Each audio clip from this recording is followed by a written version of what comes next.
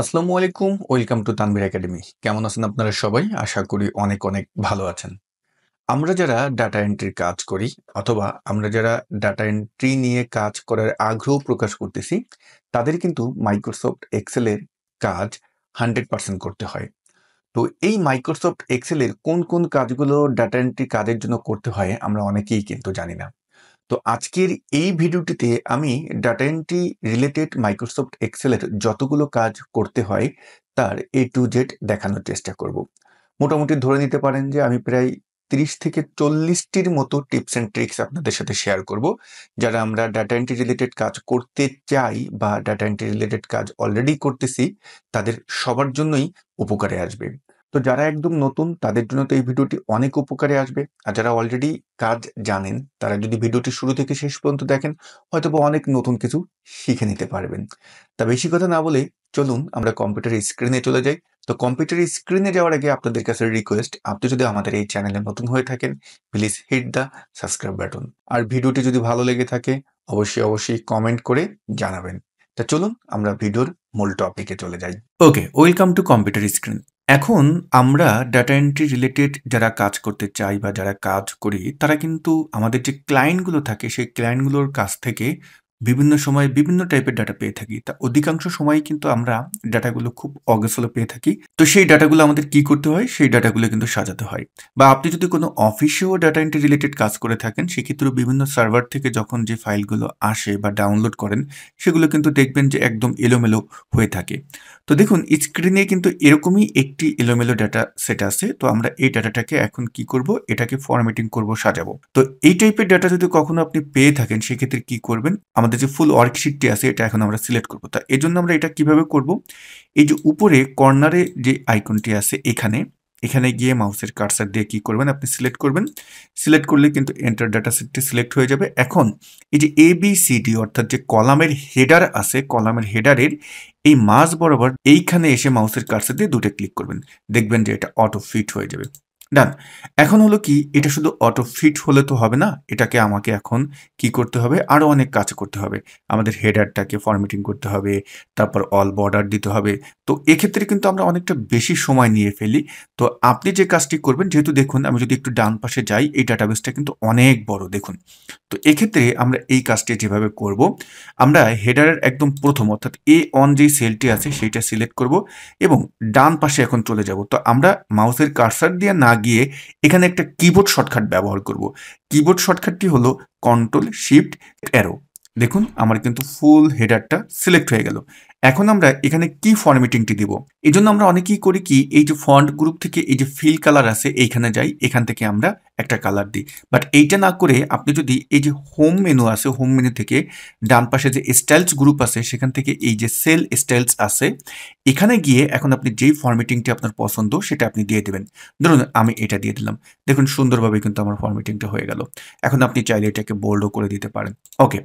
এরপরে যে কাজটি করতে হবে আমাদের যে এন্টার ডাটাবেসটি আছে এটাকে অল বর্ডার দিতে হবে। তো আমরা এখন কি করব? কন্ট্রোল A দিয়ে এটাকে সিলেক্ট করব এবং এই যে ফন্ট গ্রুপ আছে এর এখানে গিয়ে আমরা অল বর্ডার করে দেব। ডান, আমার কিন্তু বর্ডার হয়ে গেল। এখন অনেক সময় আছে আমাদের ক্লায়েন্টগুলো বলে থাকে যে এই ডাটাবেসটা তুমি এমনভাবে এটাকে সাজাও যাতে আমি এটাকে এক পেজে খুব সুন্দরভাবে প্রিন্ট দিতে পারি। অর্থাৎ আমাদের যে হেডারগুলো আছে হেডারগুলো যেন এক পেজে থাকে। এই কাজটা কিন্তু আমরা বড় ডাটা সেটের ক্ষেত্রে করতে পারি না বা আমরা কিন্তু একটু এলোমেলো হয়ে যাই। এক্ষেত্রে দেখুন আমি যদি এখন ফাইলে যাই এবং এখান থেকে যদি প্রিন্টে যাই, আমরা শো প্রিন্টে ক্লিক করলাম। আমার কিন্তু অর্ডার আইডি থেকে কাস্টমার আইডি পর্যন্ত আছে। বাট আমাদের ডাটা সেটটা তো অনেক বড়। তো আপনি এই প্রিন্ট প্রিভিউতে এসে যে কাজটি করবেন এখানে যে পোর্ট্রেইট ওরিয়েন্টেশন আছে এখান থেকে আমরা ল্যান্ডস্কেপ ওরিয়েন্টেশন করে দেব। এমনভাবে আসলো। এখন আমরা ব্যাকে আসব। ব্যাকে এসে আমরা যে কাজটি করব এখান থেকে পেজ লেআউট মেনুতে যাব। পেজ লেআউটে গিয়ে আমরা যে কাজটি করব এখানে দেখতে পারবেন স্কেল টু ফিট আছে, এখানে আসব এবং এই যে উইথ আছে এখানে গিয়ে আমরা এটাকে অন পেজ করে দেব। ডান। এখন যদি আমি কন্ট্রোল পি দিই এবং আমি যদি শো প্রিন্ট প্রিভিউ করি, দেখুন আমার যে কলামগুলো আছে সব কিন্তু এক পেজের ভিতর চলে আসলো। বাট এই জায়গাটায় আমাদের লেখাগুলো একটু অনেক ছোট লাগতেছে। হ্যাঁ, এটা ছোট লাগবে স্বাভাবিক যেহেতু এই ডাটাবেসটা অনেক বড় এইজন্য। তো আমরা এটাকে আরেকটু সুন্দরভাবে ফুটিয়ে তুলতে পারি। ক্লায়েন্ট যদি বলে থাকে বা অফিসে আপনার সিনিয়র সে যদি বলে থাকে যে এটাকে আরেকটু বড় করো ফন্ট।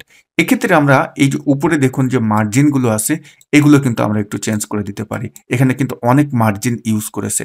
তো আমরা এই যে ইন্টারফেসটি আছে এখানে এসে এখানে দেখবেন পেজ সেটআপ নামের যে অপশনটি আছে এটাই আপনি ক্লিক করবেন। এটা যখন ক্লিক করলাম আমরা এখান থেকে যে ডায়লগ বক্সটি আসবে এখান থেকে মার্জিনে আসবো এবং আমরা মার্জিন এখানে কমিয়ে দেব। ধরুন আমি এটা লেফট করে দিলাম 0.2, টপ করে দিলাম 0.25 এবং বটম করে দিলাম 0.25 এবং রাইটও করে দিলাম আমি 0.2। এখন যদি আমি ওকে করে দিই, দেখুন এটা কিন্তু অনেকটা বেশি জায়গা নিয়ে নিয়েছে এবং যখন আপনি প্রিন্ট দিবেন এটা কিন্তু দেখতে মোটামুটি আগের থেকে একটু বড়ও লাগবে। ওকে, আমরা এখন ব্যাকে যাই। ব্যাকে গিয়ে আমরা আবার এটাকে একটু অটোফিট করে দিই, তাহলে কিছুটা জায়গা হয়তো বা আমাদের বাড়তে পারে, কমতে পারে। ডান। এখন দেখুন এইখানটায় যখন আপনি কোনো সার্ভার থেকে কোনো ফাইল ডাউনলোড করেন বা আপনাকে কোনো ক্লায়েন্ট যদি কোনো ফাইল দিয়েও থাকে, এই জায়গাটায় দেখুন এই যে অর্ডার ডেট, তারপর শিপ ডেট, এগুলো কিন্তু ডেট ফরম্যাটে নেই। এগুলো এখন কিভাবে আছে? এগুলো কিন্তু নাম্বার ভ্যালুতে চলে গিয়েছে। তো আমরা এইটাকে ডেটে কিভাবে কনভার্ট করব? এজন্য আমরা এখানে একটা কাজ করতে পারি। আমরা এই যে ডেটের যে রেঞ্জটা আছে পুরোটা আমরা সিলেক্ট করে নিলাম। দেখুন আমি কি করলাম এখানে? প্রথমে আমি অর্ডার ডেটটা সিলেক্ট করলাম এবং আমি মাউসের কার্সার দিয়ে ডান পাশ পর্যন্ত এটা সিলেক্ট করে নিলাম এবং কন্ট্রোল শিফট ডাউন অ্যারো দিয়ে আমরা ফুল যে ডেটের যে রেঞ্জটা আছে এটা সিলেক্ট করে নিলাম। এখন আমরা যে কাজটি করব, রিবন বার থেকে হোম মেনুতে যাব এবং যে নাম্বার গ্রুপ আছে এখানে দেখতে পারতেছেন নাম্বার গ্রুপ, এখানটায় আসবো। এখানে এসে এই বক্সে গিয়ে আমরা জাস্ট করে দেব শর্ট ডেট, এই যে লেখাটি আছে এখানে ক্লিক করে দেন। দেখুন আমার এটা কিন্তু ডেটে কনভার্ট হয়ে গেল। বিভিন্ন সময় আপনি দেখতে পারবেন ডেটগুলো এরকম কিন্তু নাম্বার ভ্যালুতে চলে আসে। টেনশন করবেন না, জাস্ট নাম্বার গ্রুপের ওখানে গিয়ে আপনি এটাকে কি করে দিবেন, এটাকে আমরা জাস্ট কি করে দিলাম, ডেট করে দিলাম, হয়ে গেল। তো এইভাবে আমরা আমাদের যে ডাটাটি আছে সেই ডাটাবেসটা কিন্তু আমরা এভাবে ফরম্যাটিং করতে পারি। এখন যদি এটা আপনি প্রিন্ট দেন বা এটাকে যদি পিডিএফ ফাইলেও সেভ করেন তাহলে দেখতে পারবেন খুব সুন্দরভাবেই কিন্তু সেভ হবে। ক্লায়েন্ট যদি বলে থাকে এটা আমাকে পিডিএফ ফাইলে তুমি এখন সেন্ড করো, তাহলে কিভাবে করবেন? তো আমরা এখন ফাইলে যাব, ফাইল থেকে সেভ অ্যাজে আসবো এবং ব্রাউজে আসবো। ব্রাউজে এসে আমরা যে কাজটি করবো, ধরুন আমি ডেস্কটপে আসলাম, সেভ অ্যাজ টাইপ থেকে এখান থেকে আমি এটাকে পিডিএফ করে দিলাম এবং এটার নাম দিলাম আমি যে ফাইল। ওকে, ফাইলস নাম দিয়ে আমি এখন জাস্ট এটাকে সেভ করে দিলাম। কিছুটা সময় নেবে যেহেতু এটা অনেক বড় একটা ডাটাবেস। আমরা নিচ পর্যন্ত যখন খেয়াল করেছি দেখেছি যে এখানে প্রায় 10,000 রোসে কিন্তু ডাটা আছে। তো দেখুন এটা আমার কমপ্লিট হয়ে গিয়েছে এবং এইটা এখন কিন্তু আমার যেই পিডিএফ ফাইলটা আমি কিন্তু এটা ওপেন করলাম। ক্লিয়ার? তো আমরা এখানে আরো কিছু ত্রুটি দেখতে পারতেছি। এই ত্রুটিগুলোরও কিন্তু সমাধান আমরা করতে পারবো। এখানে দেখুন ডান পাশে মার্জিনটা একটু বেশি আছে। তারপরে আপনার ক্লায়েন্ট যদি বলে থাকে যে তুমি এখানে পেজ নাম্বার শো করাও, তাহলে এই কাজগুলো আপনি এখন কিভাবে করবেন? তো আমরা এটাকে ক্লোজ করি এবং এই ক্ষেত্রে আমরা যে কাজটি করব, যেহেতু পেজ নাম্বারের কথা বলেছে, তো আমরা চলে যাব হলো এই যে নিচে যে টুলটি আছে এইখানে দেখবেন এই যে এই টুলটা, এই 2 নম্বর টুলে ক্লিক করবেন। তো 2 নম্বর টুলে ক্লিক করলে আমাদের এটা কিন্তু পেজ লেআউটের যে ফরম্যাটটা প্রিন্ট দিলে কেমন দেখাবে বা পিডিএফ ফাইলে সেভ করলে কেমন দেখাবে সেই ফরম্যাটে কিন্তু চলে এসেছে। তো আমি এটাকে একটু জুম আউট করতেছি। জুম আউট করলে আমরা এখানে আসব। দেখুন এই জায়গাটায় আমরা নিচে আসলে আমাদের কিন্তু যেই হেডারের পার্ট বা যেই ফুটারের পার্ট এটা কিন্তু আমরা দেখতে পাই না। এক্ষেত্রে কেন দেখতে পারতেছি না? তো আমরা যদি আবার ফাইলে যাই, ফাইল থেকে যদি আমরা এখানে প্রিন্টে আসি, এখানে দেখতে পারবেন যে শো প্রিন্টে যদি ক্লিক করি, পেজ সেটআপে যদি আসি, এসে আমরা মার্জিন যেটা আছে এইখানটায় দেখুন হেডার এবং ফুটার এটা কিন্তু আমাদের যে টপ এবং বটম আছে তার থেকে বেশি। এক্ষেত্রে আমাদের যে কাজটি করতে হবে, এখানে আমাদের হেডার ফুটারটা একটু আমরা টপ বটমের থেকে কমিয়ে দেব। এখন যদি আমি ওকে দিই এবং আমরা যদি এখন ব্যাকে আসি, উপরের দিকে দেখুন এই যে আমি যখন এখানে যে এই লেআউটটায় ক্লিক করলাম, এখানটায় ক্লিক করার পরে উপরে দেখুন এই যে বক্স আছে, এই বক্সে কিন্তু আমরা এখন আমাদের হেডার পার্টটাও দেখতে পারতেছি এবং স্ক্রল করে যদি আপনি এখন নিচে আসেন, দেখুন আমরা কিন্তু এখানে ফুটার পার্টটাও খুব সুন্দরভাবে দেখতে পারতেছি। তো আমরা এখন এই ফুটার পার্টে যখন ক্লিক করলাম, ধরুন আমি এইখানটায় ক্লিক করলাম, এই ফুটারে ক্লিক করে আমরা চলে যাব এখন রিবনের দিকে। রিবনে দেখুন এখানে হেডার এবং ফুটার নামে একটা কিন্তু মেনু চলে আসছে। আমি হেডার এবং ফুটারে ক্লিক করলাম এবং এই হেডার অ্যান্ড ফুটারে ক্লিক করার পরে এইখানটায় দেখতে পারবেন বাম পাশে ফুটারও আছে। ফুটার থেকে আপনি পেজ অন অফ হট আপনি যেইভাবে পেজ স্টাইলটা দিতে চান, পেজ নাম্বারটা আমি জাস্ট এটা ক্লিক করে দিলাম। এখন আমি বাইরে ক্লিক করি এবং এবার যদি আমি কন্ট্রোল পি দিয়ে এবং শো প্রিন্ট প্রিভিউতে ক্লিক করি, দেখুন এখানে কিন্তু আমার পেজ নাম্বার দেখাচ্ছে এবং ডান পাশে এই যে মার্জিনটা আছে এটা এখন আমরা ঠিক করব। তো আমরা আবার এখান থেকে পেজ সেটআপে ক্লিক করলাম এবং মার্জিনে আসলাম। জাস্ট এই সেন্টার অফ পেজ এটাকে হরিজন্টাল করে দেন। আর আমরা এই যে টপ এটাকেও আমরা 2 করে দিই এবং বটমটাকেও আমরা 2 করে দিই এবং তারপরে ওকে করে দিই। ডান। এবার দেখুন আমি এটাকে যদি সেভ অ্যাজ এ গিয়ে ব্রাউজে গিয়ে আমি যদি আবার এটাকে পিডিএফ এ সেভ করি, এখান থেকে ধরুন আমি আবার এটাকে কি করব? পিডিএফটা আমি সিলেক্ট করে দিলাম। এই ফাইলস নামে এখানেই সেভ করলাম এবং আমি এটাকে যেহেতু বলতেছে তুমি ওই ফাইলের উপরই সেভ করবা কিনা আমি বলেছি ইয়েস। তারপরে আমি ইয়েস দিয়ে দিলাম। ওকে দেখুন আমাদের এটা কিন্তু সম্পূর্ণ পিডিএফ ফাইলে আবার চলে আসলো এবং আপনি একটু খেয়াল করেন এখানে কিন্তু পেজ নাম্বারও চলে আসলো এবং ডান বামের এখন মার্জিনটার দিকে একটু খেয়াল করুন। এইটা এবং এইটা দুটোটাই কিন্তু সেম আছে। তো এভাবে আমরা যদি কোনো ক্লায়েন্টের বা আমাদের অফিসের কোনো ডেটা সেট যদি পেয়ে থাকি তাহলে এভাবে কিন্তু আমরা ফরম্যাটিংটা করতে পারি। দেখুন এক্ষেত্রে আমি হয়তোবা আপনাদের বোঝাতে গিয়ে অনেকটা বেশি সময় লেগেছে, বাট আপনারা যখন এই কাজটি করবেন খুবই কম সময়ের ভিতর কিন্তু করে ফেলতে পারবেন। আমরা এখন পরবর্তী যেই কাজগুলো আছে সেগুলো একটু দেখি। দেখুন এখানে আমাদের HR এমপ্লয়ি ডাটা নামে একটি ডাটা সেট আছে। এবার আমাকে যদি বলা হয় যে এই ডাটা সেটটাকে তুমি একবারে তুমি ফরম্যাটিং করো। যেমন আমি এই জায়গাটায় যেভাবে ফরম্যাটিংগুলো করলাম, হয়তোবা প্রিন্ট রিলেটেড যে কাজগুলো বা পিডিএফ রিলেটেড যে কাজগুলো এগুলো যেভাবে করেছি ওভাবেই আপনাকে করতে হবে। বাট যে ফরম্যাটিং এর পার্টটা যে বর্ডার দেওয়া, হেডারে বর্ডার দেওয়া, এই কাজটা যদি আপনাকে একবারে আপনি যদি কয়েক সেকেন্ডের ভিতরে করতে চান সেক্ষেত্রে কিভাবে করবেন? দেখুন এখানে কিন্তু একদম আমাদের এই যে ডাটাটা আছে একদম একটা র ফাইল। এখানে কোনো প্রকার ফরম্যাটিং কিছুই কিন্তু করা নেই। এক্ষেত্রে আপনি যে কাজটি করবেন ফুল ডাটাবেসটা, যেমন এই ডাটাবেজের যেকোনো একটা জায়গায় গিয়ে আপনি মাউসের কার্সর দিয়ে সিলেক্ট করবেন এবং তারপরে কন্ট্রোল এ বাটনে চাপ দিবেন। কন্ট্রোল এ বাটনে চাপ দিলে এন্টার ডাটাবেসটা কিন্তু আমার সিলেক্ট হয়ে গেল এবং তারপরে আমি কন্ট্রোল টি বাটনে চাপ দেব। আমার সামনে দেখতে পারবেন ক্রিয়েট টেবিল নামে একটা ডায়লগ বক্স আসবে এবং এই জায়গাটায় অবশ্যই এই যে চেকটা আছে এখানে কিন্তু একটা চেক দিয়ে নেবেন। মাই টেবিল হ্যাজ হেডার্স, এইটা চেক দিয়ে জাস্ট ওকে করে দেবেন। দেখুন আমার কিন্তু অটো ফরম্যাটিং হয়ে গেল। আমাকে কষ্ট করে কোনো ফরম্যাটিং এখানে করতে হলো না। উইথ আমার এখানে কি হলো? ফিল্টারটাও কিন্তু চলে আসলো। এখন যে কাজটি করবেন আপনি এখানে যদি এই ফরম্যাটিংটা আপনার পছন্দ নাও হয়, তাহলে এই জায়গাটা সিলেক্ট করলে দেখতে পারবেন উপরে টেবিল ডিজাইন নামে একটা মেনু চলে আসবে। এই টেবিল ডিজাইন মেনুতে গেলে ডান পাশে দেখতে পারবেন টেবিল স্টাইলস আছে। এই অ্যারো থেকে আপনার যেই টেবিল ডিজাইনটা পছন্দ হবে বা যেই ফরম্যাটিংটা পছন্দ হবে সেই ফরম্যাটিংটা আপনি এখান থেকে পছন্দ করে নিতে পারেন। এখানে অনেক ফরম্যাটিং আছে কিন্তু খেয়াল করতেছেন। যেটা আপনার ভালো লাগবে সেটা আপনি এখান থেকে নিয়ে নেবেন। ক্লিয়ার? আমি এটা নিয়ে নিলাম। ডান। দেখুন আমার কাজটা কিন্তু হয়ে গেল। তো এই ফরম্যাটিং পার্টটা করতে আমাদের কিন্তু হয়তোবা ৪-৫ মিনিট লেগে যেত। বাট সেটি আপনি কয়েক সেকেন্ডের ভিতরে কিন্তু করে ফেলতে পারলেন। এখন আমরা কয়েকটা ফাংশনের ব্যবহার দেখব। কারণ আমরা যারা ডেটা এন্ট্রি রিলেটেড কাজ করে থাকি তাদের ফাংশনগুলো জানাটা কিন্তু খুবই জরুরি। কারণ ক্লায়েন্ট বা অফিসে আমাদের অনেক সময় যেই ভ্যালুগুলো থাকে সেই ভ্যালুগুলো রিলেটেড কিছু আউটপুট বের করতে হয়।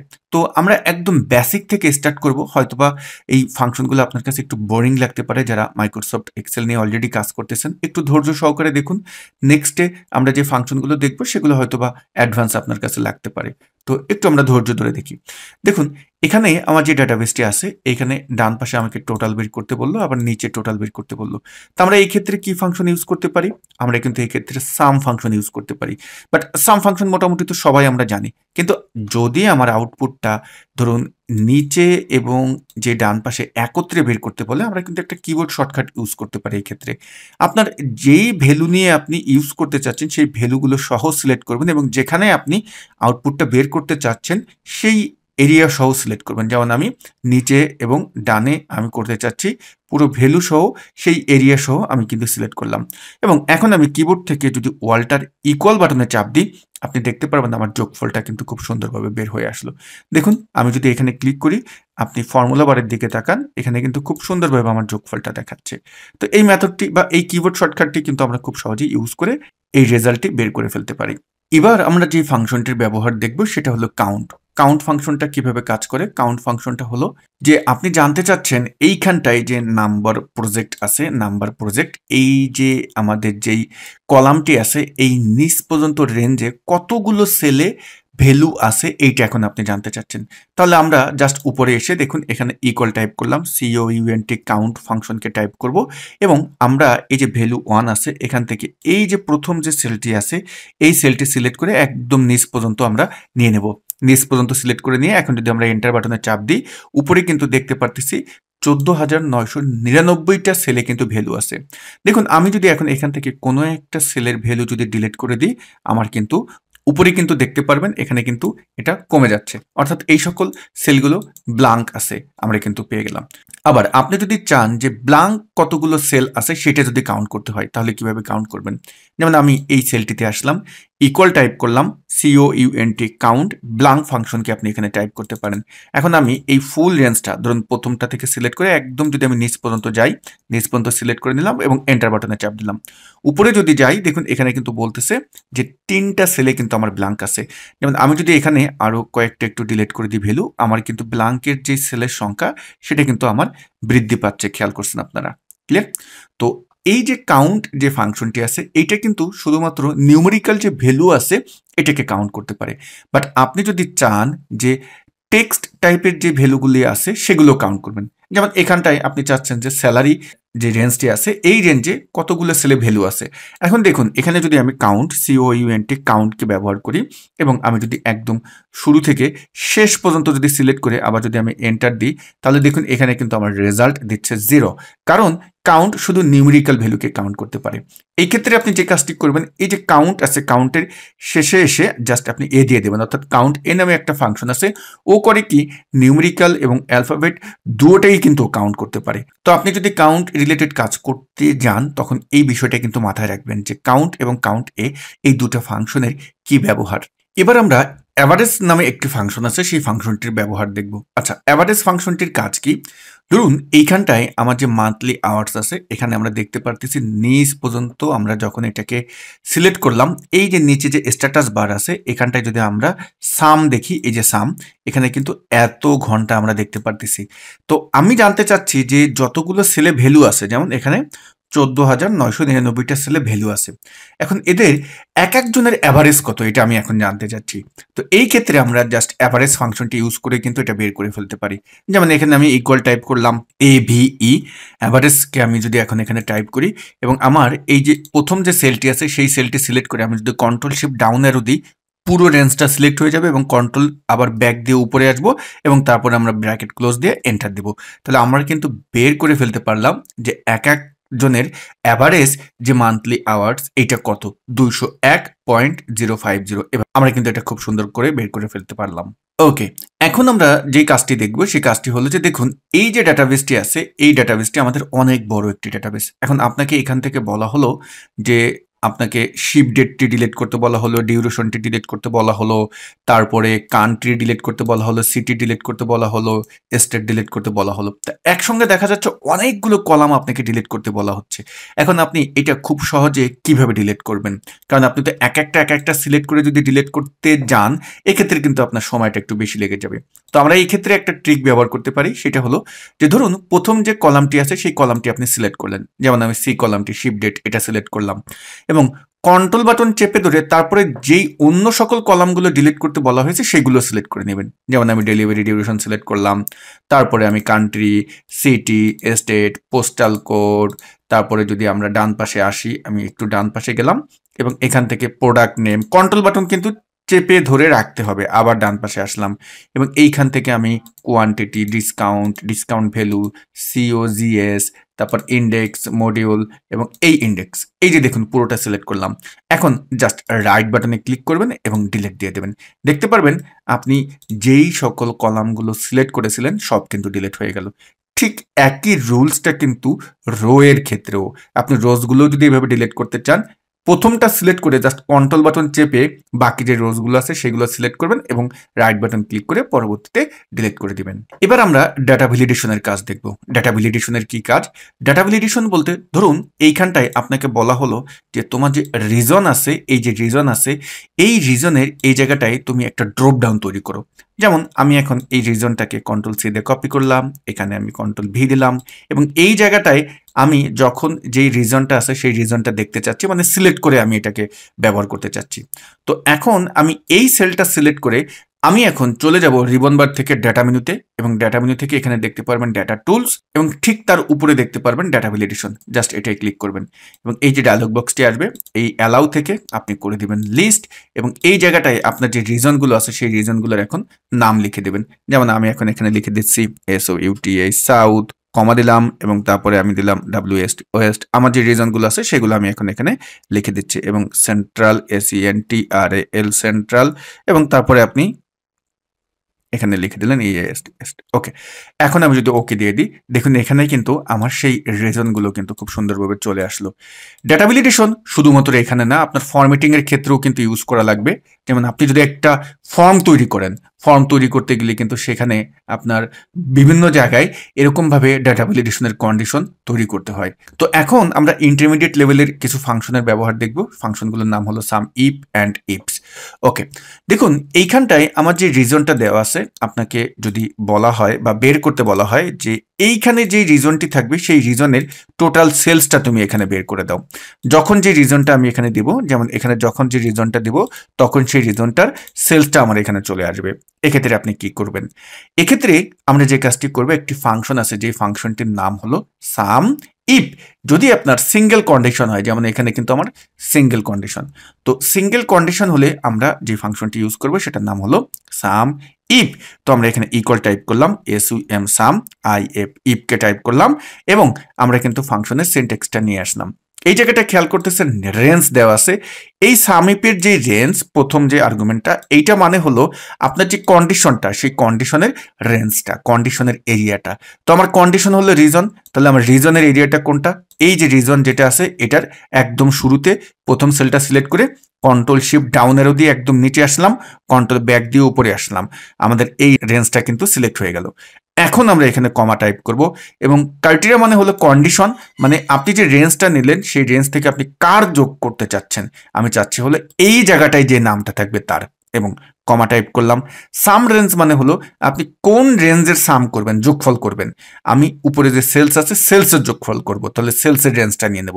দেখুন এই যে আমার ডান পাশে যে সেলস কলাম আছে এটার প্রথমটা সিলেক্ট করলাম, কন্ট্রোল শিফট ডাউন দিয়ে একদম নিচে আসলাম, কন্ট্রোল ব্যাক স্পেস দিয়ে উপরে গেলাম এবং ব্র্যাকেট ক্লোজ দিয়ে এন্টার দিয়ে দিলাম। দেখুন আমার কিন্তু এইখানে যে রিজনটি আছে তার যোগফলটি কিন্তু চলে আসলো। আমি যদি এখন এখানে গিয়ে যেই রিজনটি দিব সেই রিজনের যোগফলটাই কিন্তু আমার দেখাবে। দেখুন আমি এখানে যেই রিজনটি দিচ্ছি সেই রিজনের কিন্তু যোগফল আসতেছে। তো মাঝে মধ্যে আমাদের এরকম ডাইনামিক রিপোর্ট কিন্তু তৈরি করা লাগবে, তখন আপনি সাম ইফ দিয়ে এটা ইউজ করতে পারেন। ওকে, এখন আমরা দেখব সাম ইফস এর ব্যবহার। সাম ইফসটা মানে কি? দেখুন আমার যদি কন্ডিশন এখন দুইটা চলে আসে, যেমন আমি এটাকে কাট করে এখানে এনে পেস্ট করলাম।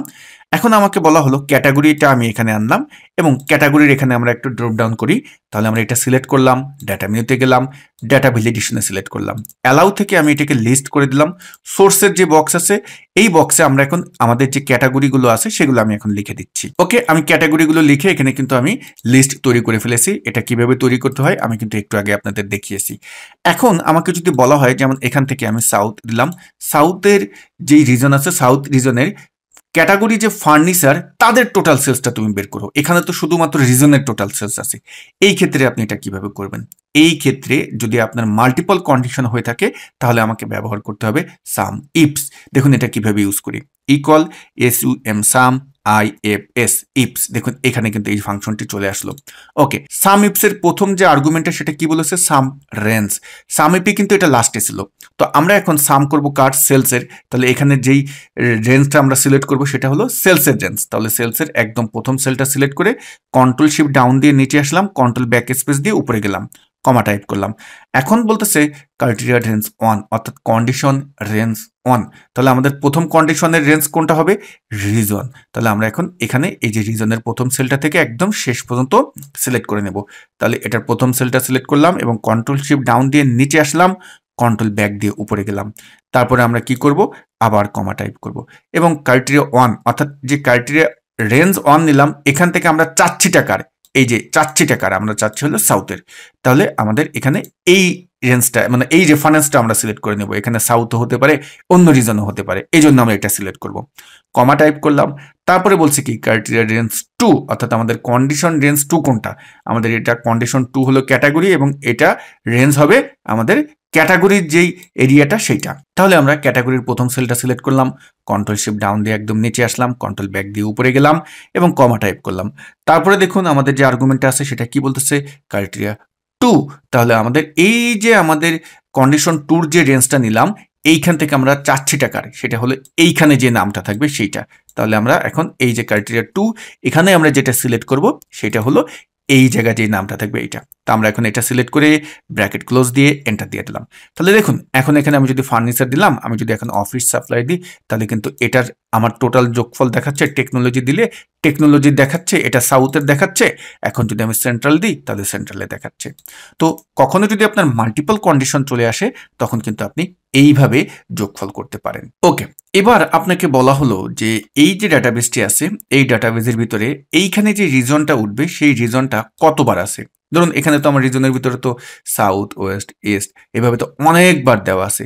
তো আমরা এইটাকে আসলে কতবার আছে এটা আমরা জানতে চাচ্ছি। যেমন এখানে আমি যখন যেটা দিব, যেমন আমি এখানে সেন্ট্রাল দিলাম, সেন্ট্রাল কতবার আছে, আমি সাউথ দিলাম, সাউথ কতবার আছে, তারপর হলো ওয়েস্ট কতবার আছে, এইগুলো আমরা এখন এখানে বের করতে চাচ্ছি। তাহলে এটা আমরা কিভাবে করব? কন্ডিশন সাপেক্ষে যদি কখনো আপনাকে গণনা করতে বলে তাহলে ইকুয়াল কাউন্ট ইফ এই ফাংশনটিকে টাইপ করবেন। দেখুন চলে আসলো। আমরা এখন ফাংশনটির আর্গুমেন্টটা নিয়ে আসি। এখানে বলছি কি প্রথমে রেঞ্জ, তাহলে আমাদের কন্ডিশন হলো রিজন, রিজনের রেঞ্জ আমরা নিব। তাহলে আমরা রিজনের প্রথম সেলটা সিলেক্ট করলাম, কন্ট্রোল শিফট ডাউন দিয়ে নিচে আসলাম, কন্ট্রোল ব্যাক দিয়ে উপরে গেলাম এবং কমা টাইপ করলাম। ক্রাইটেরিয়া আমার কন্ডিশন কোনটা, কন্ডিশন কোথায় আছে, এইখানটায় আছে। তাহলে আমরা এখন ব্র্যাকেট ক্লোজ দিয়ে এন্টার দিলাম। তাহলে দেখুন এই যে রিজনটি এটা কতবার আছে আমরা কিন্তু পেয়ে গেলাম। আমি যদি এখান থেকে এখন সাউথ দিয়ে দিই, সাউথ কতবার আছে বের হয়ে গেল, এবং আমি যদি এখন সেন্ট্রাল দিই, সেন্ট্রাল কতবার আছে সেটাও কিন্তু আমরা পেয়ে গেলাম। ঠিক একইভাবে যদি আপনার মাল্টিপল কন্ডিশন হয়ে থাকে, যেমন আমরা এখন এখানে আসলাম, এখানে এসে আমি ধরুন এখন ক্যাটাগরিটাকে এখানে ইউজ করতেছি।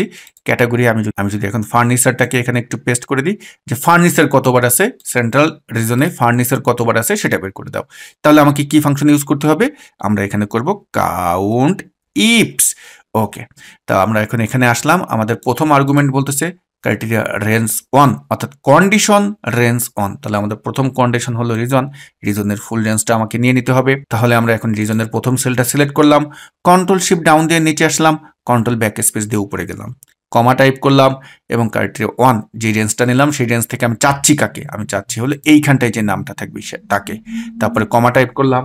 এখন বলতেছে ক্রাইটেরিয়া রেঞ্জ 2, তাহলে আমরা আমাদের কন্ডিশন রেঞ্জ 2টা কোনটা, ক্যাটাগরি, ক্যাটাগরি রেঞ্জ। তাহলে ক্যাটাগরির প্রথমটা সিলেক্ট করলাম, কন্ট্রোল শিফট ডাউন দিয়ে নিচে আসলাম এবং কন্ট্রোল ব্যাক দিয়ে উপরে গেলাম। তারপরে কমা টাইপ করলাম এবং ক্রাইটেরিয়া 2 মানে আমরা এই যে ক্যাটাগরি রেঞ্জ নিলাম এখান থেকে আমরা চাচ্ছিটা কাকে, এইখানে যার নাম থাকবে তাকে। এখন যদি ব্র্যাকেট ক্লোজ দিয়ে এন্টার দিই, দেখুন সেন্ট্রাল রিজনে ফার্নিচার আছে কতবার, 481 বার। যদি আমরা অফিস সাপ্লাই এখানে দিই তাহলে এটা আছে কতবার, 1422 বার। আর এখান থেকে যদি আমরা অন্য রিজনটা দিয়ে দিই, সাউথ দিয়ে দিলাম কতবার, এতবার। তো কখনো যদি আপনাকে শর্ত সাপেক্ষে গণনা করতে বলে তাহলে আপনি কাউন্ট ইফ বা ইফস এটা ব্যবহার করবেন। সিঙ্গেল কন্ডিশনের ক্ষেত্রে কাউন্ট ইফ, মাল্টিপল কন্ডিশনের ক্ষেত্রে count ifs. Some if, ifs এটা যেভাবে ব্যবহার করতে হয়, কাউন্ট ইফস এগুলো কিন্তু একইভাবে ব্যবহার করতে হয়। সবগুলোরই ফাংশনের আর্গুমেন্টটা যদি একটু দেখেন, সিনট্যাক্সটা যদি দেখেন একই টাইপেরই, কিন্তু রেজাল্ট একটু ভিন্ন ভিন্ন আসবেই। এখন আমরা মাইক্রোসফট এক্সেলের খুবই গুরুত্বপূর্ণ দুটি ফাংশন ইফ অ্যান্ড ইফস এই ফাংশনগুলোর ব্যবহার দেখব। এগুলো আমাদের প্রফেশনাল লাইফ বলেন, ডাটা এন্ট্রি রিলেটেড কাজ বলেন, সব কাজেই কিন্তু আমাদের এটা দরকার হয়ে থাকে। ওকে, এখন দেখুন এইখানটায় আমার যে ডাটাবেসটি আছে এই ডাটাবেস থেকে আমাকে এখন বলা হলো যেই সকল প্রোডাক্টে আমাদের 500-র উপরে প্রফিট হয়েছে সেই সকল প্রোডাক্টগুলোতে আমরা আরো 2% কি করব, প্রাইস বৃদ্ধি করব। তো এখন আমরা কিন্তু এখানটায় প্রফিট দেখতে পারতেছি যে কোনটায় কিভাবে আমাদের প্রফিট হয়েছে সেটা আমরা দেখতে পারতেছি। তো এখন এই কাজটা আপনি কিভাবে করবেন? তো এজন্য যেহেতু কন্ডিশন দিয়ে দিয়েছে যে এই জায়গাটায় আমার যে ভ্যালুগুলো আছে সেই ভ্যালুগুলো যদি 500-র উপরে হয় তাহলে আমরা কি করব, সেই প্রোডাক্টটার 2% প্রাইস আমরা বৃদ্ধি করব। তো এক্ষেত্রে আমাকে এখানে কন্ডিশন কোনটা এখানে বের করতে হবে, ডান পাশের যে কলামটি আছে সেখানে 2%। ওকে, তো আমরা এই ক্ষেত্রে যদি কখনো শর্ত সাপেক্ষে আপনাকে কোনো মতামত প্রকাশ করতে বলে এবং সেটা যদি আলাদা একটা জায়গায় আপনাকে বের করতে বলে, আপনি এই ক্ষেত্রে ব্যবহার করবেন হলো ইফ ফাংশন। ওকে, আমরা দেখুন এখানে ইকুয়াল ইফকে যদি টাইপ করি এবং আমাদের যে সেন্টেক্সটা চলে আসলো, এখানটায় প্রথমে বলা হয়েছে লজিক্যাল টেস্ট। আমাদের লজিক কি? লজিক হলো যে আপনার কন্ডিশনটা এখন এখানে কিন্তু বসাইতে হবে যে এই ঘরের ভ্যালুটা এইটা যদি আমরা কি বলেছিলাম যে 500 এবং 500-র উপরে যদি হয় তাহলে গ্রেটার দেন ইকুয়াল আমরা এখন এখানে 500 দিলাম, 500 দিয়ে কমা টাইপ করলাম। এখন দেখুন এখানে আমাদের নেক্সট আর্গুমেন্টটা কি বলছে, বলছে যে এই যে কন্ডিশনটা এইটা যদি সত্য হয়, মানে ভ্যালু ইফ যদি ট্রু হয়, তাহলে আমি কি চাচ্ছি, আমি চাচ্ছি যে 2% আমরা প্রাইস বৃদ্ধি করব, এটা লিখে দিলাম, কমা। আদারওয়াইজ ভ্যালু ইফ ফলস যদি হয়, তাহলে আপনি কি করতে চাচ্ছেন, আমরা চাচ্ছি কোনো প্রাইস বৃদ্ধি করব না, অর্থাৎ এই জায়গাটায় আমরা খালি রাখতে চাচ্ছি। তো এই পার্টটা আপনি কিভাবে কমপ্লিট করবেন, মাইক্রোসফট এক্সেলে কোনো ফাংশনের কোনো আর্গুমেন্টে যদি আপনি ফাঁকা বা খালি রাখতে চান, সেই ক্ষেত্রে আপনি জাস্ট ডাবল কোটেশন যেটা আছে এটাকে 2বার টাইপ করবেন। দেখুন আমরা কিন্তু এখানে ডাবল কোটেশন 2বার টাইপ করলাম, এরপর আমরা ব্র্যাকেট ক্লোজ দিয়ে এন্টার দিয়ে দিলাম। তো এখানে যেহেতু এটা আমার 500 নিচে, এই জন্য কিন্তু এখানে আমার ওই 2% লেখাটি উঠেনি। জাস্ট আমরা এখন এই ফাংশনটি এই যে এই কর্নারে এই যে মাউসের কার্সারটি নিয়ে এখানে জাস্ট 2টা ক্লিক দিবেন, দেখতে পারবেন স্ক্রল করে যদি নিচে আসি এদের কারোই আসেনি, আমরা একদম নিচ পর্যন্ত আসি, দেখুন এখানে কিন্তু আমার 2% অনেক জায়গায় দেখাচ্ছে। তো এই ব্যাপারটা যদি আপনি আরো সহজভাবে একটু দেখতে চান, তাহলে এটা কিভাবে করবেন, এজন্য আমরা জাস্ট এই জায়গাটায় একটা ফিল্টার করে দিই, এখানে দেখুন সিলেক্ট করে এই হেডারটা সিলেক্ট করে ডাটা মেনু থেকে আপনি ফিল্টারে ক্লিক করবেন। এখন এই অ্যারোতে গিয়ে জাস্ট কি করবেন, আমরা যে ব্ল্যাঙ্কটা আছে ব্ল্যাঙ্কটা উঠিয়ে দেবো এবং ওকে করে দেবো। তাহলে দেখুন এই সকল প্রোডাক্টের কিন্তু আমরা 2% বৃদ্ধি করব। তো এখানে 0.02 আসছে, জাস্ট এই রেঞ্জটা সিলেক্ট করে আপনি হোমে আসবেন এবং পার্সেন্ট দিয়ে দেবেন, তাহলে কিন্তু আমরা এদের 2% করে বৃদ্ধি করব, সুন্দরভাবে কিন্তু বের করে ফেলতে পারলাম। এখন এইখানটায় যদি আপনার কন্ডিশনটা অন্য কিছু হয়ে থাকে, যেমন আমি এইটাকে আবার একটু ডিলিট করে দিই, ধরুন আমরা আরেকটা এক্সাম্পল দেখবো এখানে, যেমন এই জায়গাটায় যাদের সেলস আমরা একটা কমিশনের ধাপ তৈরি করতে চাচ্ছি, ধরুন এখানে 4টি আমাদের স্টেপ থাকবে, 4টি হলো যে যাদের সেলস 5,000-এর উপরে হয়েছে, যেমন আমি এখানটায় যদি এখন লিখি যে যাদের সেলস 5,000-এর উপরে হয়েছে তাদেরকে আমরা কি করব, তাদেরকে আমরা 200 টাকা বোনাস দেব, ওকে। আবার যাদের সেলস 2,000 টাকার উপরে হয়েছে তাদেরকে আমরা 100 টাকা বোনাস দেব, এবং যাদের সেলস 500 টাকার উপরে হয়েছে তাদেরকে আমরা 50 টাকা বোনাস দেব, এবং 500 টাকার নিচে যারা আছে তাদেরকে আমরা যেটা করব, তাদেরকে আমরা কোনো বোনাস দিব না, ওকে। অথবা আপনি এখানে এটাও একটা কন্ডিশন দিতে পারেন যে তাদেরকে আমরা 10 টাকা বোনাস দেব, এটা হবে কি 500 টাকার নিচে যারা আছে, তো নিচে যারা থাকে তাদেরকে আমরা এরকম লেস দেন 500 দিয়ে বোঝাতে চাচ্ছি। তো এই যে কন্ডিশনটি আছে এটা এখন আপনাকে এখানে বসাতে বললো, তো আমি এখানে টিপ দিয়ে আমি একটা কলাম তৈরি করলাম। তো এখানে দেখুন আমাদের কন্ডিশন কিন্তু অনেকগুলো হয়ে গিয়েছে। তো যদি কখনো আপনার কন্ডিশন অনেক বেশি হয়ে থাকে, সেই ক্ষেত্রে আপনি এটা ইফ ফাংশন দিয়েও করতে পারবেন, আবার ইফস ফাংশন দিয়েও করতে পারবেন। তো আমরা ইফ দিয়ে দেখি, তারপরে আবার ইফস দিয়ে দেখব। দেখুন এখানে ইকুয়াল টাইপ করলাম, ইফকে টাইপ করলাম। লজিক কি, আমাদের কন্ডিশন কোন সেলে আছে, এই সেলে, এই সেলের ভ্যালু দেখুন, যদি কখনো আপনার মাল্টিপল টাইপের এরকম কন্ডিশন দিয়ে থাকে, তখন আপনাকে যেটা করতে হবে বড় ভ্যালু থেকে স্টার্ট করবেন। এই ভ্যালুগুলো আপনার এলোমেলো থাকতে পারে, বাট আপনি বড়টা দিয়ে স্টার্ট করবেন। তো আমরা এখন এখানে প্রথম লজিকটা বললাম কি, এই ঘরের ভ্যালুটা কি হয়, গ্রেটার দেন ইকুয়াল যদি 5,000 হয় কমা, তাহলে আমরা বলছি কত, ভ্যালু ইফ ট্রু কত হবে, 200 টাকা পাবে, ওকে, কমা দিলাম। এখন দেখুন এইখানটায় আমার ভ্যালু ইফ ফলস, এই ফাংশনটায় আমি কিন্তু একটা মাত্র আর আর্গুমেন্ট দেখতে পারতেছি, আমার কিন্তু আর কোনো আর্গুমেন্ট নাই, বাট আমার তো এখন পর্যন্ত 3টি কন্ডিশন বাকি আছে। হয়তোবা আপনি এই লাস্টের যে আর্গুমেন্টটায় একটা কন্ডিশন দিয়ে দিতে পারেন, কিন্তু বাকি দুটি আপনি কিভাবে দিবেন, এক্ষেত্রে আমরা যে কাজটি করব, এখানে আমরা আবার ইফকে ব্যবহার করব, কারণ আবার যখন ইফকে ব্যবহার করব নতুন করে কিন্তু আবার 2টা আর্গুমেন্ট পেয়ে যাব। তো আমরা আবার ইফকে ব্যবহার করলাম। এখন দেখুন ফাংশনের সিনট্যাক্স, লজিক্যাল টেস্ট কি বলতেছে, আবার এই ঘরের ভ্যালু গ্রেটার দেন ইকুয়াল যদি 2,000 হয় কমা, তাহলে আমরা এখানে কি করব, 100 টাকা বোনাস দেব, কমা দিলাম।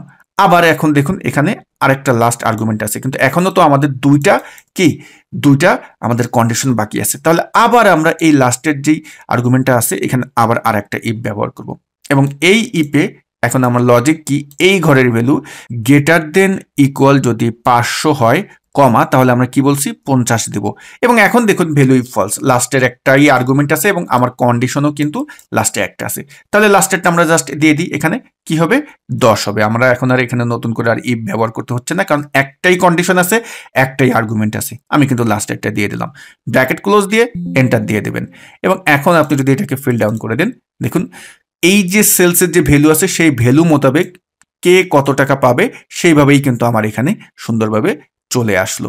তো মাল্টিপল কন্ডিশন থাকলে আপনি ইফ দিয়ে এটা বের করতে পারেন, আর যদি আপনি ইফস দিয়ে করতে চান সেক্ষেত্রে কিভাবে করবেন দেখুন। আমরা এখন এখানে আসলাম, এখানে এসে ইকুয়াল IFS ইফস। ইফসে যেই ব্যাপারটা এখানে আমরা দেখতে পারতেছি সেটা হলো ইফসে কিন্তু আপনার ভ্যালু ইফ ফলস বলতে কোনো আর্গুমেন্ট নাই, এখানে সবই কিন্তু ভ্যালু ইফ ট্রু এবং আপনাকে বারবার ইফ টাইপ করতে হবে না, কারণ এইটা আপনাকে দেখুন এখানে যেভাবে দেখাচ্ছে 1 1 2 2 অর্থাৎ আপনার যতগুলো কন্ডিশন একটা ফাংশনের ভিতরে আপনি ইউজ করতে পারবেন। তবে সমস্যা হলো ইফস কিন্তু সকল ভার্সনে নেই, এটা 2019 থেকে স্টার্ট হয়েছে, এই ভার্সনে কিন্তু আপনি পাবেন। 2019-এর নিচে যারা ব্যবহার করতেছে তারা কিন্তু এই ফাংশনটি পাবেন না। তো এখন আমরা যে কাজটি করব, এখানে এসে আমরা লজিক্যাল টেস্ট 1 প্রথম লজিকটা দিয়ে দিই। তাহলে আমরা সেলসের কন্ডিশনের উপর করতেছি যেহেতু, তাহলে সেলসের এই ঘরের ভ্যালু গ্রেটার দেন ইকুয়াল যদি 5000 হয় কমা, তাহলে আমরা কত ইনসেন্টিভ দিব, ভ্যালু ইফ ট্রু দেখুন আমরা দেব 200, কমা দিলাম। এখন লজিক্যাল টেস্ট 2, আমাকে কিন্তু নতুন করে আর ইফ এখানে টাইপ করতে হচ্ছে না, কারণ আমার আর্গুমেন্টই চলে আসছে লজিক্যাল টেস্ট 2। তো লজিক্যাল টেস্ট 2 কি, এই যে সেলসের এই ঘরের ভ্যালু গ্রেটার দেন ইকুয়াল যদি এখন 2000 হয় কমা, তাহলে বলছে আমরা ভ্যালু ট্রু হবে কত 100, আবার কমা দিলাম। তারপরে দেখুন লজিক্যাল টেস্ট 3, মানে আমার এই সেলসের ঘরের ভ্যালু আবার যদি গ্রেটার দেন ইকুয়াল কত হয় 500 হয়, তাহলে আমরা দিব কত 50, কমা। দেখুন ইফ ফাংশনের ভিতর আমরা যখন একাধিক ইফ টাইপ করতেছিলাম লাস্টের আর্গুমেন্টটা কিন্তু আমরা জাস্ট লাস্টের যে কন্ডিশনটা এটা আমরা খুব সহজেই বসিয়ে দিতে পারতাম, বাট এইখানে কিন্তু যেহেতু ভ্যালু ইফ ফলস নাই সেহেতু লাস্টের যে আমাদের কন্ডিশনটা এটাও কিন্তু আমাকে আবার এখানে টাইপ করতে হবে। যেমন সেলসের এই ঘরের ভ্যালু লাস্টের কন্ডিশনটা ছিল কি লেস দেন যদি 500 হয় কমা, তাহলে কত হবে আমরা 10 টাকা দেব, ব্র্যাকেট ক্লোজ দিয়ে এন্টার দিয়ে দেন। এবং আমি যদি এখন এটাকে ফিল ডাউন করে দিই দেখুন একইভাবেই কিন্তু আউটপুটটা চলে আসলো, বাট দুইটা একটু দুইভাবে। এখন আপনারা যেই ফাংশনটা আপনাদের কাছে সহজ মনে হবে সেই ফাংশনটা আপনারা ইউজ করতে পারেন। ওকে, এবার আমরা কন্ডিশনাল ফরম্যাটিং এর কাজ দেখব। আমরা যারা ডেটা এন্ট্রি রিলেটেড কাজ করে থাকি বা অফিসেও যারা মাইক্রোসফট এক্সেল নিয়ে কাজ করে থাকি তাদের কিন্তু এই কন্ডিশনাল ফরম্যাটিংটা খুবই দরকার হয়ে থাকে। যেমন আমাকে এখন বলা হলো যে এই যে সেলসের যে রেঞ্জ আছে এই সেলসের রেঞ্জের ভিতরে যেই সকল ভ্যালু 500-র উপরে তাদেরকে তুমি আলাদা একটা ফিল কালার দাও, আলাদা একটা ফরম্যাটিং দাও। তো এইটা আপনি এখন খুঁজে 500-র উপরে কে আছে এভাবে, এখানে তো অনেক ডাটা, এভাবে খুঁজে দিতে তো অনেক সময় লেগে যাবে। এই ক্ষেত্রে আমরা কন্ডিশনাল ফরম্যাটিং ব্যবহার করে এই কাজটি খুব সহজেই করতে পারি। যেমন সেলসের যে রেঞ্জটি আছে সেই রেঞ্জটি পুরোটা সিলেক্ট করুন, পুরোটা সিলেক্ট করে নিলাম, নিয়ে হোম মেনুতে যাবেন, স্টাইলস গ্রুপে আসবেন, কন্ডিশনাল ফরম্যাটিংয়ে ক্লিক করবেন, হাইলাইট সেল রুলস, এখানে এসে আমরা জাস্ট করে দেব কি গ্রেটার দেন, দেখুন গ্রেটার দেনে ক্লিক করবেন। এখন এইখানটায় যেহেতু আমরা 500-র উপরে বলছি এই বক্সে আপনি 500 টাইপ করে দিবেন এবং এই যে উইথের এই বক্সে এসে কাস্টম ফরম্যাটে এসে আমরা এখন যে কাজটি করব ফিল নামে যে মেনুটি আছে এখানে এসে যে কালারটি দিবেন সেই কালারটি দিয়ে দেন। যেমন আমি এই কালারটি দিলাম, ওকে দিয়ে দিলাম এবং ওকে দিয়ে দিলাম। এখন দেখুন যেখানে 500 আছে আমার কিন্তু সুন্দরভাবে কালারটি হয়ে গেল। এবার আমি যদি এইখানে কোনো একটা জায়গায় যদি 500 নিজে একটু বাড়িয়ে দিই, টাইপ করে দেখুন 501 করে দিলাম, অটোমেটিক কালার হবে। এখানে যদি আমি এটা আবার 500 কমও করে দিই অটোমেটিক কিন্তু এটা কালার চলে যাবে। কন্ডিশনাল ফরম্যাটিং হলো এইভাবে কাজ করে। ওকে, এটা তো আমরা ভ্যালুর ক্ষেত্রে দেখলাম। আপনি যখন এই কন্ডিশনাল ফরম্যাটিং এই টুলে এসে হাইলাইট সেল রুলসের এখানে যে কন্ডিশনগুলো আছে greater than, less than, between, এই টাইপের কন্ডিশন থাকলে আপনি এখান থেকে এটা অ্যাপ্লাই করতে পারবেন। এখন আপনাকে যদি বলা হয় যে এই প্রফিটে যদি আমি আসি, আমি দেখতে চাচ্ছি যে কোন প্রোডাক্টে আমাদের 400-র উপরে প্রফিট হয়েছে বা সর্বোচ্চ 10 যে প্রফিট ভ্যালুটা এইটা আপনি একটা কালার দিতে চাচ্ছেন। তাহলে দেখুন আমি এই ফুল রেঞ্জটা সিলেক্ট করলাম, করে আমি এখন কন্ডিশনাল ফরম্যাটিংয়ে আসবো, টপ বটম রুলসে আসবো, টপ 10 আইটেমে আসলাম। আমি সর্বোচ্চ 10 না দিয়ে এখানে কিন্তু সর্বোচ্চ 5 দিয়ে দিতে পারি বা 15 দিয়ে দিতে পারেন, এখানে কিন্তু আপনি টাইপ করে দিতে পারবেন। তো আমি 5 রাখলাম, রেখে এখন এই অ্যারোতে এসে কাস্টম ফরম্যাটে আসলাম। আমি এটাকে ধরুন অন্য একটা কালার দিয়ে আমি এই কালারটি দিলাম, ওকে দিলাম, ওকে দিলাম। এখন আমরা যদি একটু স্ক্রল করে নিচে আসি দেখি যে এখানে আমাদের কোনোটাই কালার হয়েছে কিনা। তো আমরা এই প্রফিট যেই কলামটি আছে এটা সিলেক্ট করে আমি এটাকে ফিল্টারে অ্যাপ্লাই করি এবং প্রফিটের এই অ্যারোতে এসে আমি যদি এখন এই যে সর্ট বাই কালার বা ফিল্টার বাই কালার এটা যদি সিলেক্ট করি, কালার সিলেক্ট করলে কিন্তু দেখুন এখানে আমাদের যে টপ 5 যেই ভ্যালুটা সেটা কিন্তু আমরা পেয়ে গেলাম এবং এটা উইথ কালার কিন্তু। এখন আমি এটার যদি এটা ক্লিয়ার করে দিই, এই জায়গাটা ধরুন আমি নিজে একটু ইচ্ছা করে এখানে যদি একটা ভ্যালু একটু বৃদ্ধি করে দিই যে আসলে এটা আমার কাজ করছে কিনা, দেখুন এখানে কিন্তু সুন্দরভাবে আমরা দেখতে পারতেছি 9450 এটা একটা কালার হয়েছে এবং এটা কিন্তু আমার টপ 5 এর একটা ভ্যালু। ঠিক একইভাবে কন্ডিশনাল ফরম্যাটিং এ এসে আপনি কিন্তু এখানে শুধু টপ না, এখানে কিন্তু বটমও পাবেন, অ্যাবভ অ্যাভারেজ, বিলো অ্যাভারেজ, এই টাইপের কন্ডিশন আপনি কিন্তু অ্যাপ্লাই করতে পারবেন। তো ডিয়ার ভিউয়ার্স, কন্ডিশনাল ফরম্যাটিং একটা বড় পার্ট। তো এই যে কন্ডিশনাল ফরম্যাটিং বা অন্য যে সকল ফাংশনগুলো আছে এগুলো আপনাদের যা দেখাচ্ছি এগুলো আসলে একটা ফান্ডামেন্টাল পার্ট কিন্তু আমরা দেখাচ্ছি। এক্সেল একটা সমুদ্র। আপনারা যারা মাইক্রোসফট এক্সেল বেসিক থেকে অ্যাডভান্স লেভেল পর্যন্ত শিখতে চান, আপনারা কিন্তু আমাদের অনলাইন লাইভ কোর্সগুলোতে অ্যাডমিশন নিতে পারেন। সেখানে প্রায় 20 থেকে 24টার মতো আমাদের কিন্তু ক্লাস থাকে। সেই ক্লাসগুলো যদি আপনি করেন, আপনি শুধু ডাটা এন্ট্রি রিলেটেড কাজ না, আপনি যেই কাজই হোক না কেন, শুধু বাংলাদেশ না ওয়ার্ল্ড ওয়াইজ, আপনি এক্সেলের যেই রিলেটেডই কাজ হোক না কেন, সকল ধরনের কাজই খুব সাহস নিয়ে করতে পারবেন। আমরা এভাবেই আপনাদেরকে তৈরি করে থাকি।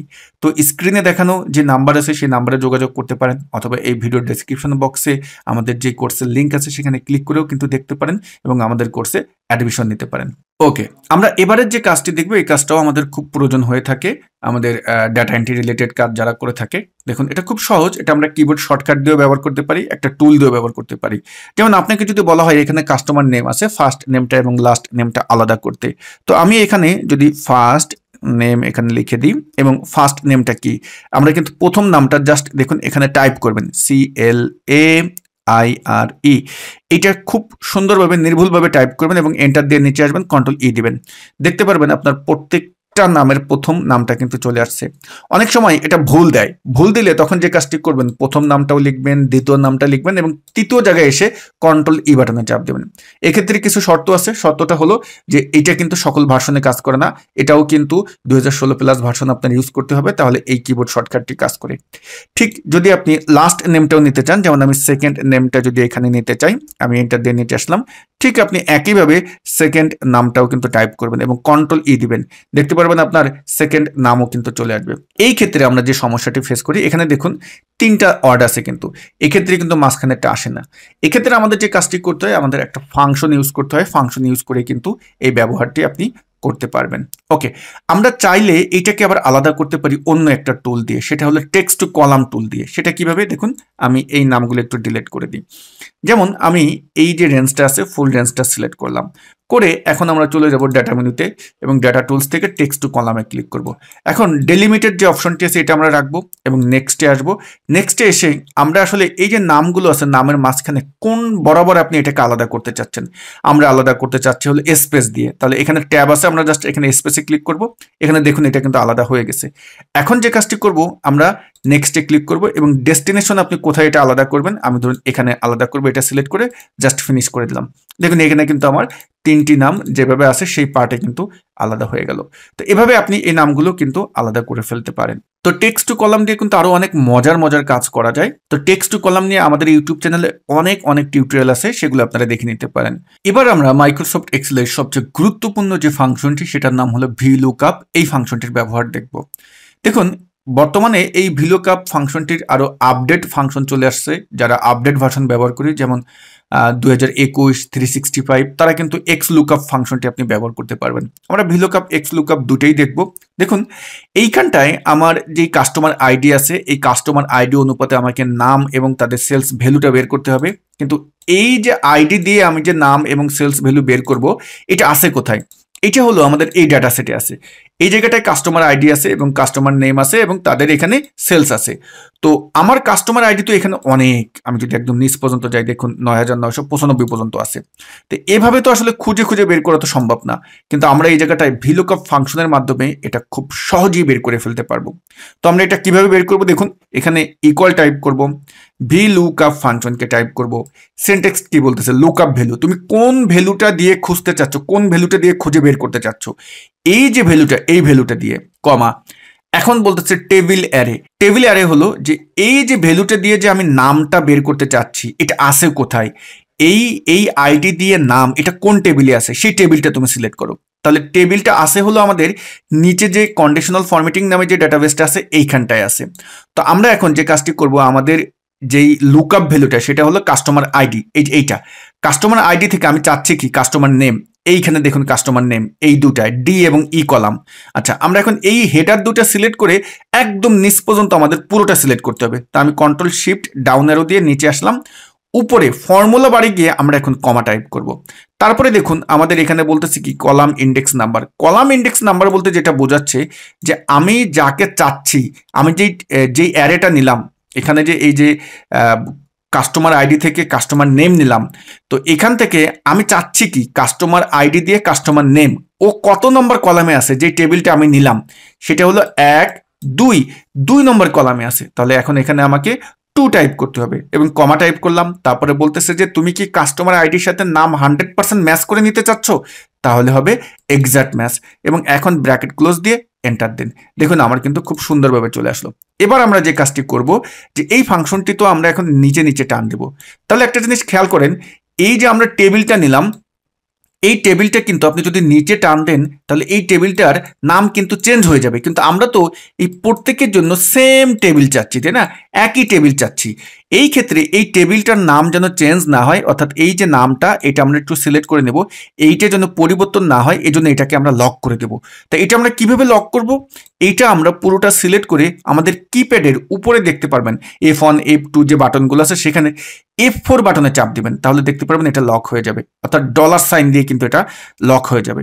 তো অনেকের কিপ্যাডে F4 বাটনটি কাজ করবে না, সেক্ষেত্রে আপনার কিপ্যাডে দেখতে পারবেন FN নামে একটি বাটন আছে, যেটা কন্ট্রোল এবং অল্টার বাটনের পাশে থাকে।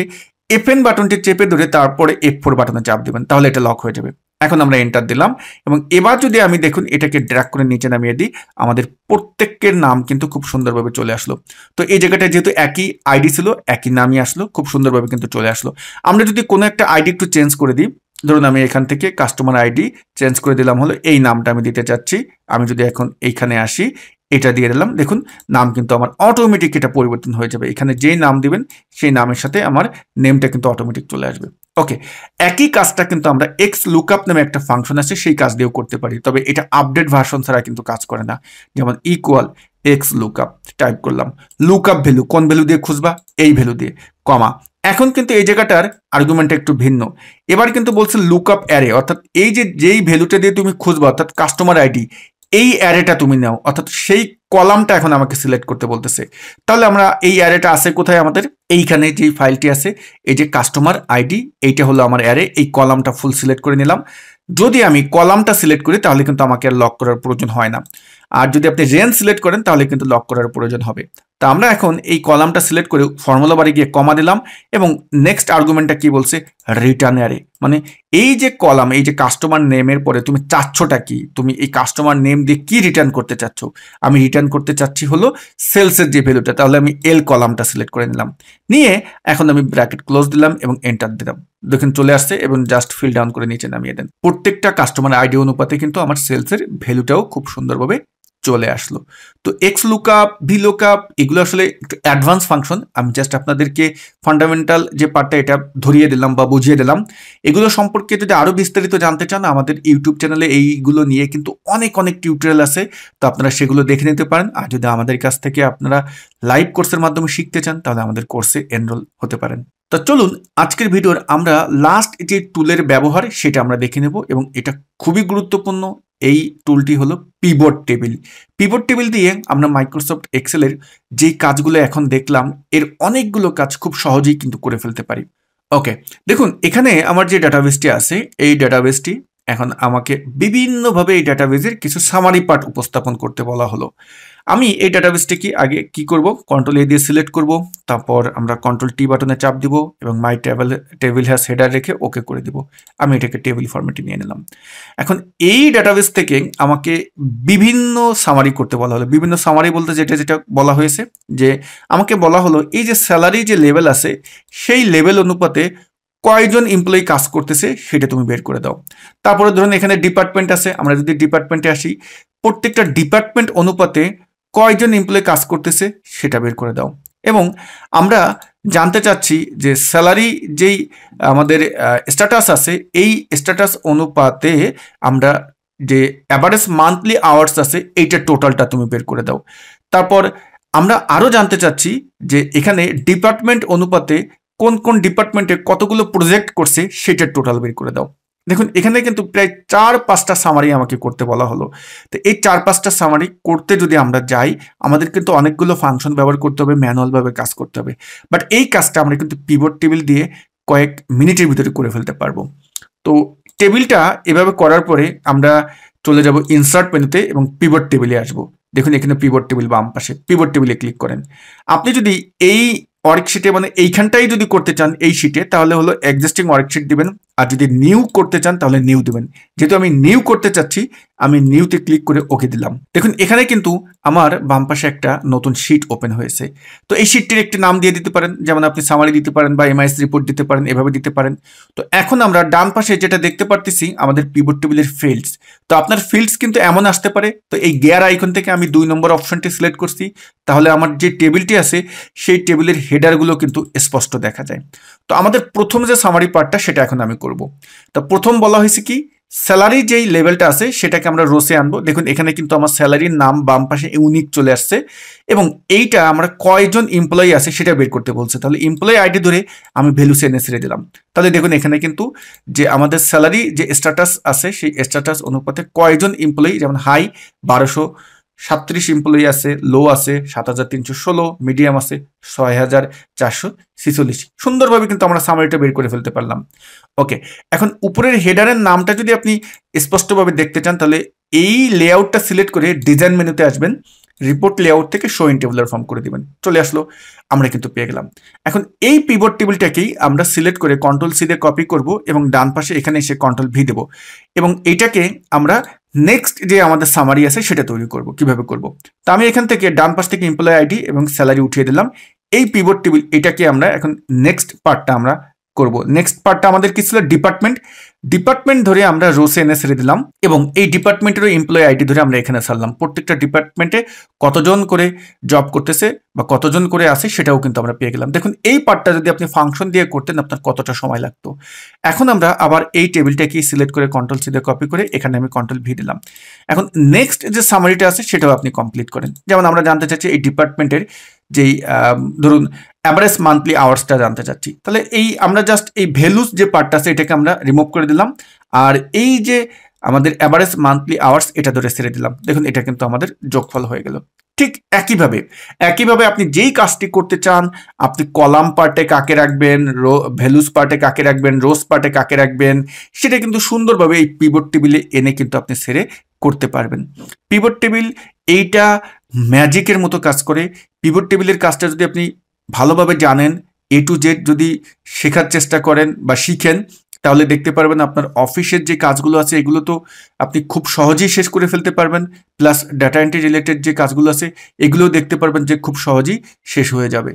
তো ডিয়ার ভিউয়ার্স, আমরা আজকের যে ভিডিওটি আছে এই ভিডিওটিতে আমরা অনেকগুলো কাজ দেখলাম, প্রায় 30 থেকে 40টির মতো টিপস অ্যান্ড ট্রিক্স আমরা দেখেছি, অনেকগুলো ফাংশনের ব্যবহার দেখেছি, যেগুলো আমাদের ডাটা এন্ট্রি রিলেটেড যে কাজগুলো আছে সেই কাজগুলোর ক্ষেত্রে অনেক বেশি দরকার হয়ে থাকে। পাশাপাশি আপনি যদি কোনো অফিসে নতুন চাকরিও করতে যেতে চান সেক্ষেত্রেও কিন্তু আপনার অনেক বেশি দরকার হয়ে থাকে। তো ভিডিওটি যারা শুরু থেকে শেষ পর্যন্ত দেখেছেন, আশা করি এখান থেকে অনেক কিছু শিখেছেন। যদি এই ভিডিওটি আপনাদের ভালো লেগে থাকে কমেন্ট করে জানাবেন, আর এই যে ভিডিওটির যে প্র্যাকটিস ফাইলগুলো আছে এগুলো কিন্তু আমি এই ভিডিও ডেসক্রিপশন বক্সে দিয়ে দেবো, সেখান থেকে ডাউনলোড করে আপনারা কিন্তু প্র্যাকটিস করতে পারবেন।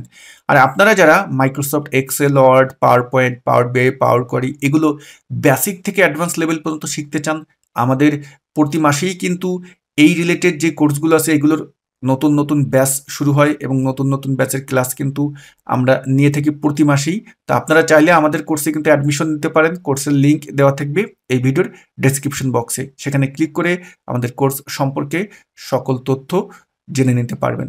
তো সবাই ভালো থাকবেন। আসসালামু আলাইকুম।